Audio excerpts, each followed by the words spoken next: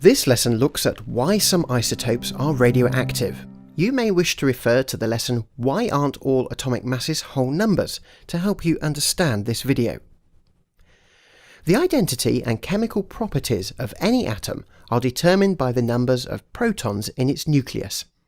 As atoms get bigger and heavier, the nuclei get bigger and heavier, and the protons need a sort of nuclear glue to help hold them together.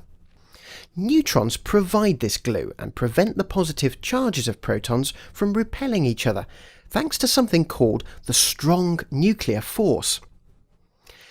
Elements can exist with slightly different numbers of neutrons, and we call these isotopes of an element.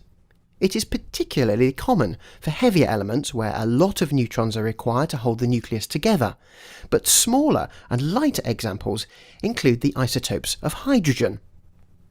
Hydrogen-1, hydrogen-2, also called deuterium, and hydrogen-3, also known as tritium, are the three isotopes of hydrogen. They have 0, 1, and 2 neutrons respectively. Tritium is the heaviest isotope of hydrogen as it has a larger mass number. Note that in each of these isotopes there is a single proton. And this means that the element is unchanged, and that's the important point. It is still hydrogen and will react chemically in exactly the same way. There is often more than one stable isotope of an element. In fact, much of the world around us is made up of stable isotopes.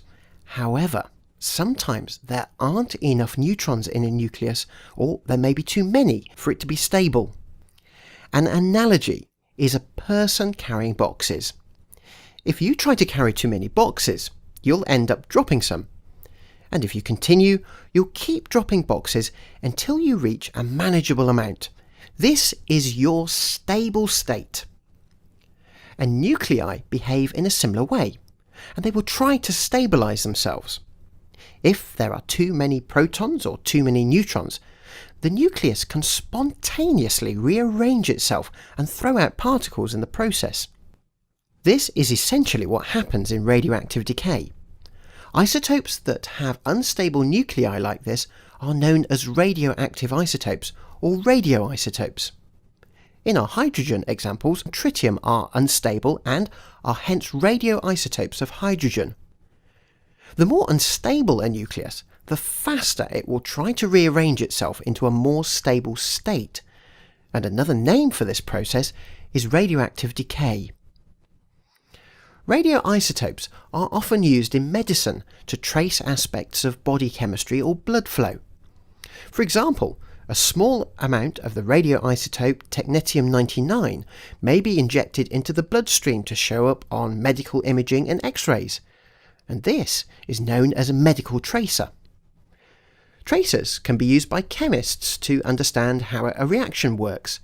Atoms of radioisotopes can act as markers, allowing chemists to follow how a reaction sequence occurs. And of course, radioisotopes are also used in radiotherapy to kill malignant cancer cells. So, as you can see, isotopes are important in modern science, and so we'll finish with a summary of the key points. Isotopes of the same element have the same chemical properties. Some isotopes are stable.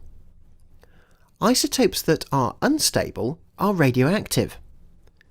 Radioactive isotopes are also known as radioisotopes.